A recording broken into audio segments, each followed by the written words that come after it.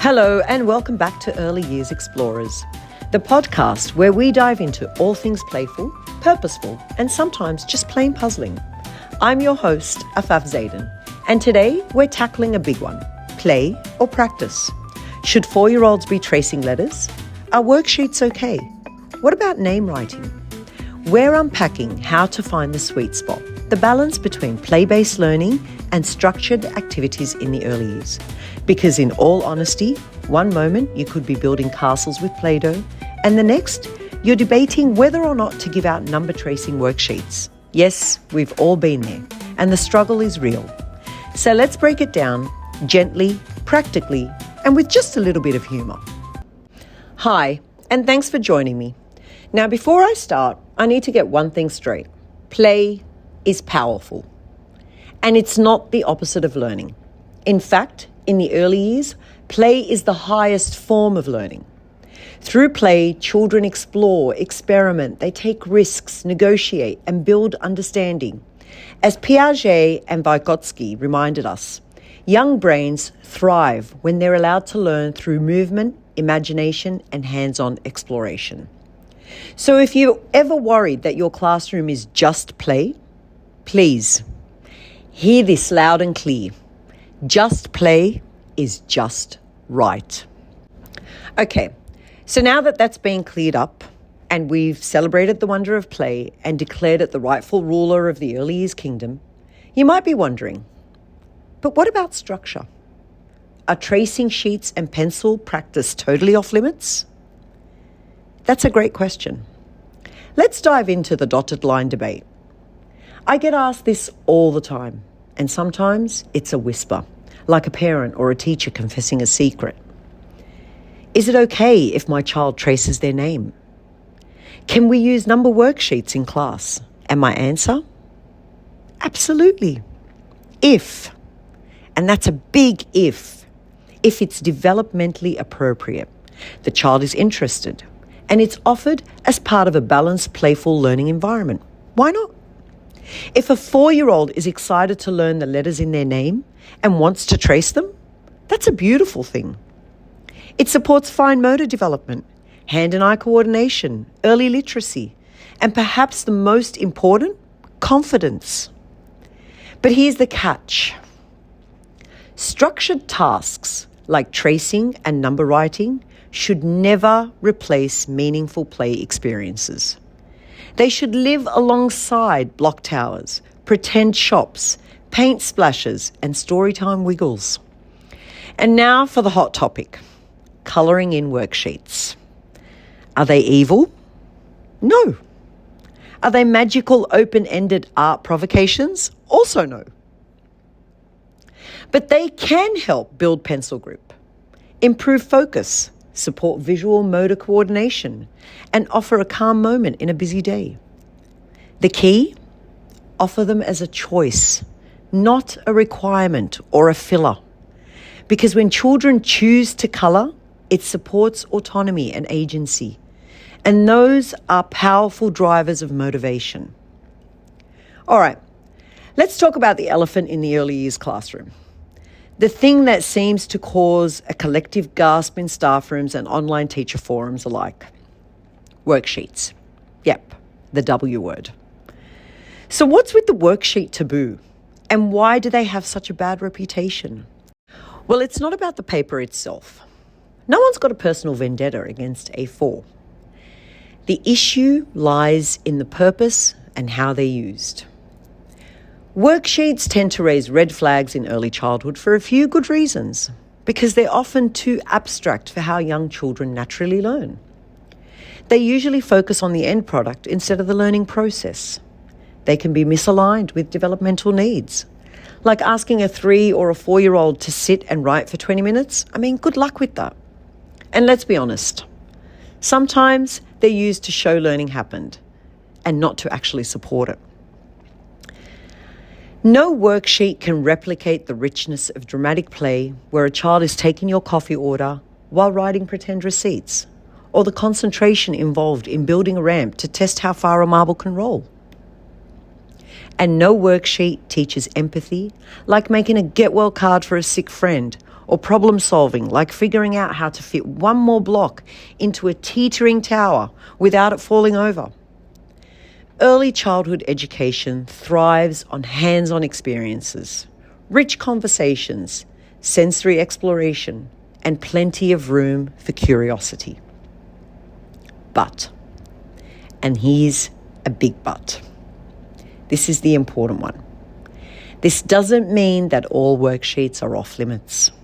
It's not about banning them altogether.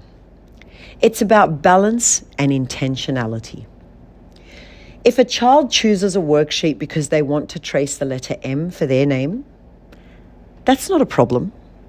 That's a choice. That's ownership. Now, when used sparingly with purpose and alongside meaningful experiences, worksheets can serve as a fine motor practice, visual matching or letter recognition support, a calm down or quiet time option, or even a jumping off point for a deeper inquiry, like when a counting sheet sparks interest in measuring, sorting, or storytelling. Just keep in mind that worksheets shouldn't be the main course. They're more like seasoning. Used thoughtfully, they can enhance the flavour of your learning environment. But no one wants a plate of salt for lunch. So let's get practical, because theory is great. But we've all stood in front of a class full of 4-year-olds thinking, what do I actually do with this much energy right now? Well, you balance. And we're not talking the juggling kind. We're talking balance in early years. Now, what does that mean? Well, it's a blend of child-led exploration and adult-guided instruction. It's planning with intention, not imitation. It's trusting curiosity while providing structure when it supports learning. Now, here's what it looks like.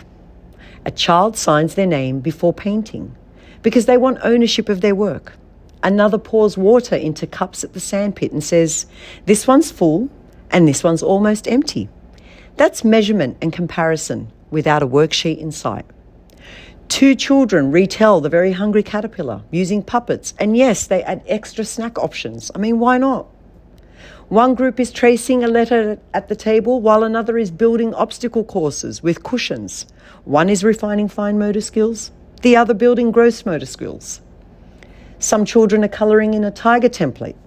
Others are designing their own jungle scene. That's what balance looks like. It's a classroom buzzing with movement, story, connection, and choice.